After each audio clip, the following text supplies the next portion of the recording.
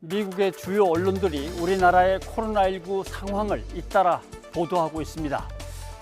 보시면 이건 CNN이군요.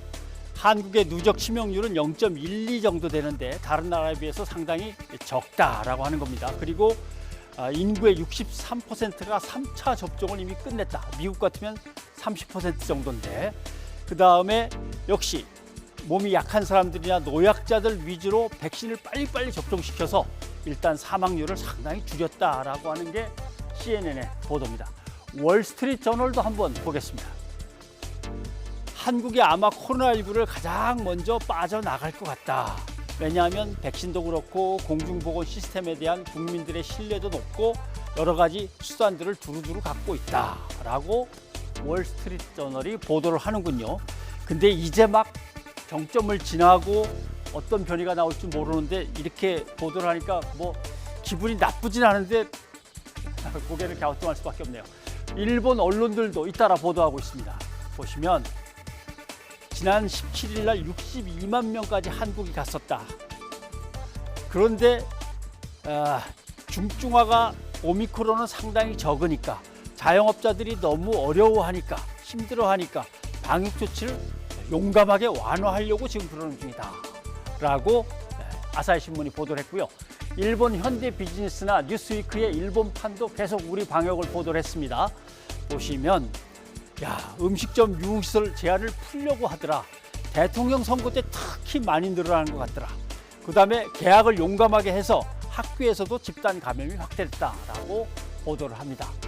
또 이런 외신들을 전하는 우리 언론들, 그 내용도 한번 살펴보죠. 세 가지입니다. 일본 언론이 그러는데 K방역은 무너졌다고 하더라.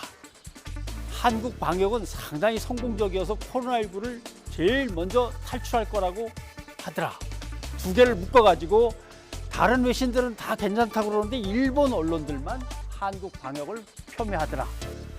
문제는 어떤 기사를 읽는가, 어떻게 읽는가에 따라서 상황 인식이 달라지는 거죠.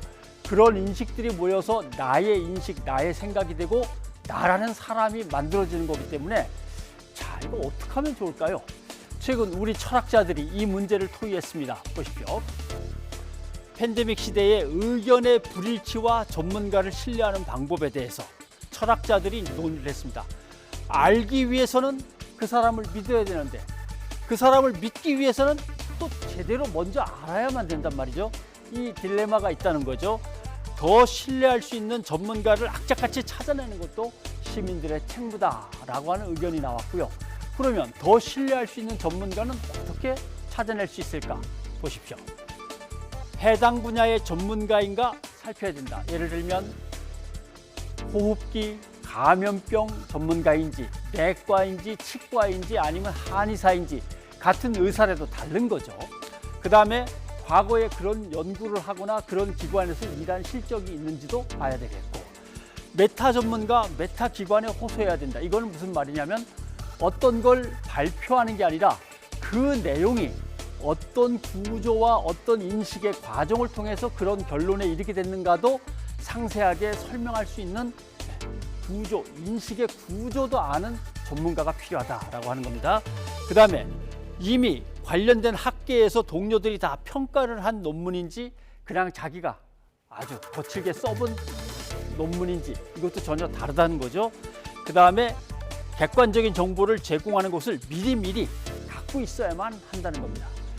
전문가는 그래서 과학적이고 합리적이지만 일반인들이 더 접근하기 쉽게 설명을 잘 해놔야 되고 시민들은 믿을 만한 전문가를 찾기 위해서 훨씬 더 노력해야 한다는 겁니다. 변상욱의 앵커 리포트였습니다.